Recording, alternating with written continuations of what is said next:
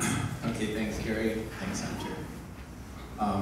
Like Gary was saying, this is a two-parter. The first part was written by Ernie. Okay, words from Ernie Arai, Aki's sister. Your presence here today is to pay tribute to Carolyn Shinzato. So many friends and family knew and loved Carolyn, the vibrant femme fatale, the diligent working woman, the trophy wife, the ace poker player, the mahjong demon, the avid tennis player, the loving tennis mom, and the go-to gal for a good laugh. But there are a few select people here that came to remember Aki. Aki was Steven's and my One-chan, or smiling big sister. Aki was my confidant, my protector, my mentor, and my best friend. Because we were a vast 10 years apart in age, Aki began as my caretaker. Her duty was to walk this 4-year-old to Auntie Michi's house every morning before grabbing a bus to Virgil Junior High. As her recollection has it, I made her earn detention because I lay down on the sidewalk and not budge for 30 minutes on a pretty regular basis, making her tardy for school.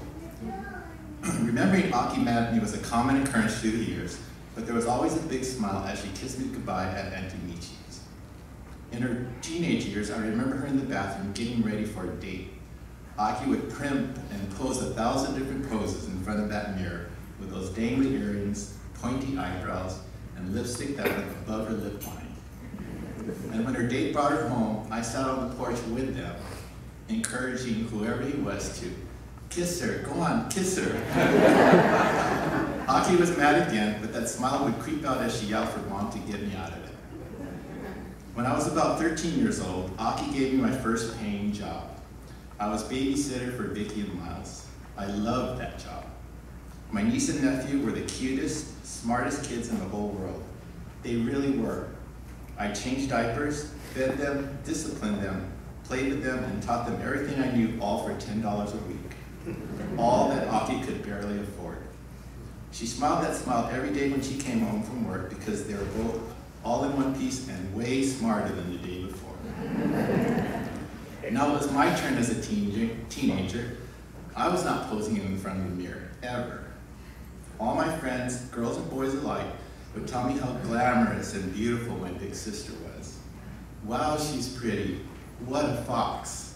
Aki's so gorgeous and so nice. I thought she was on the verge of floozy. They would purposely come over on evenings when she was all gussied up just to see her like a movie star. Then they would say, what happened to you?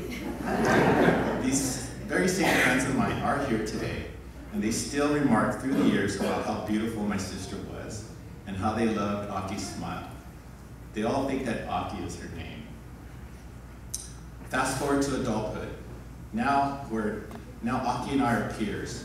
She coached me on marriage. She totally accepted Jun with open arms and no judgment, only for the fact that he was tall. Anyone who is tall is A-OK in Aki's book. She told me about pregnancy and raising kids, and Aki loved my kids as if they were her own. Even when the distance of cross-country came into play, Aki mentored me in child rearing. She even showed my Kevin her technique of disciplining Robin with a vacuum cleaner, of course with the Aki smile. The senior years brought us closer than ever. All our kids were gone, and we were just a pair of old ladies. Vegas. Our true great love was video poker. Of course, taking mom and dad to the Cal was our filial duty. Yeah, royal flushes were ours for the taking. Lots of Aki smiles here. Kaz and Jun had no problem taxiing us on that long road to Sin City with mom and dad in tow. Aki just hit a royal flush not less than 2 months ago. And with the mutual love of Vegas, the Koreans crept in.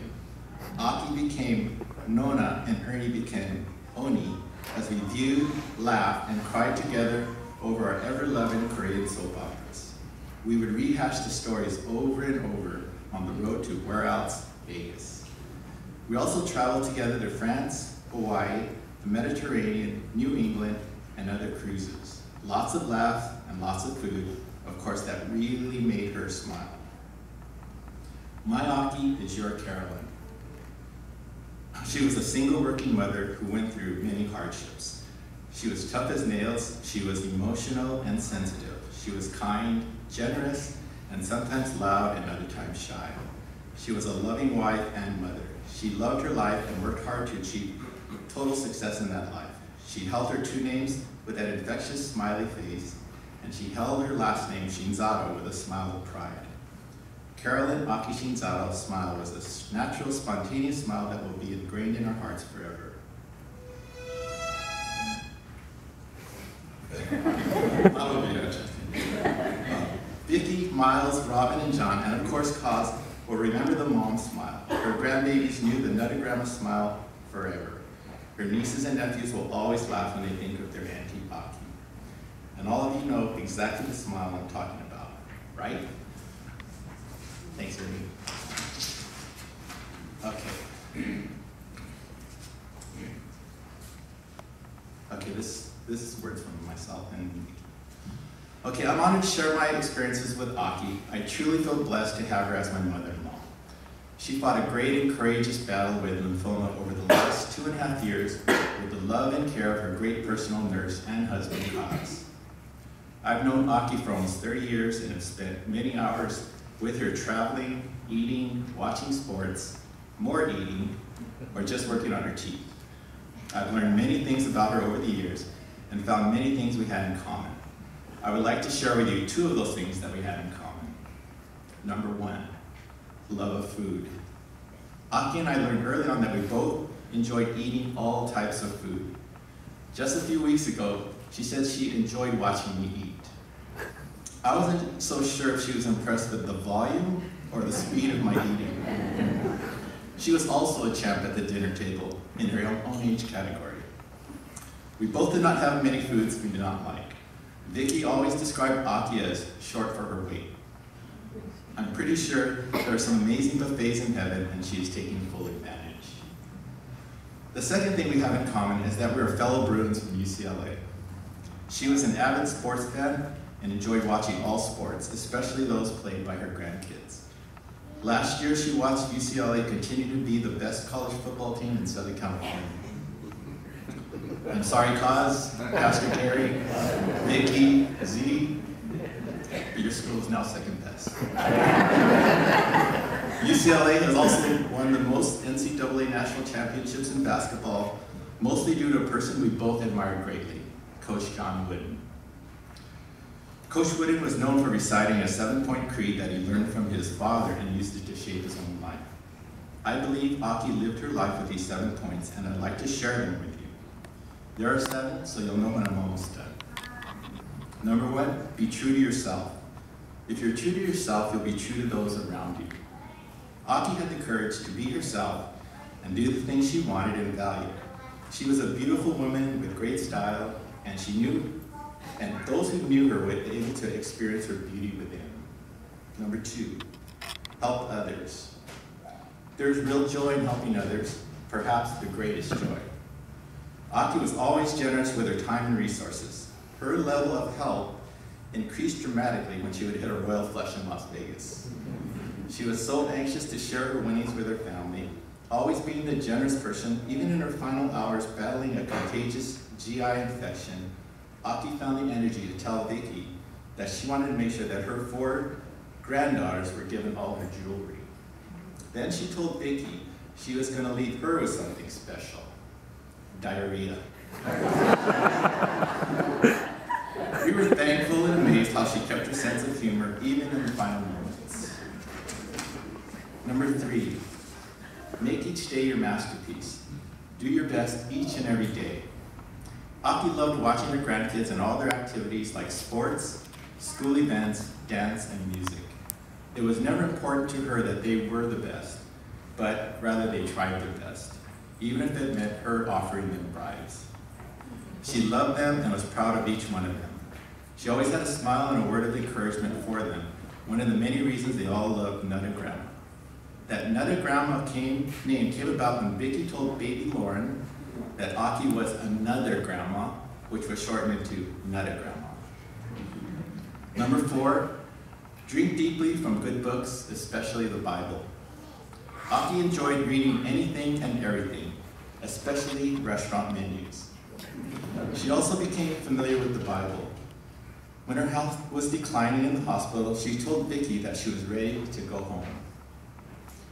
Vicky wasn't sure if she meant her home in Hermosa Beach or home in heaven.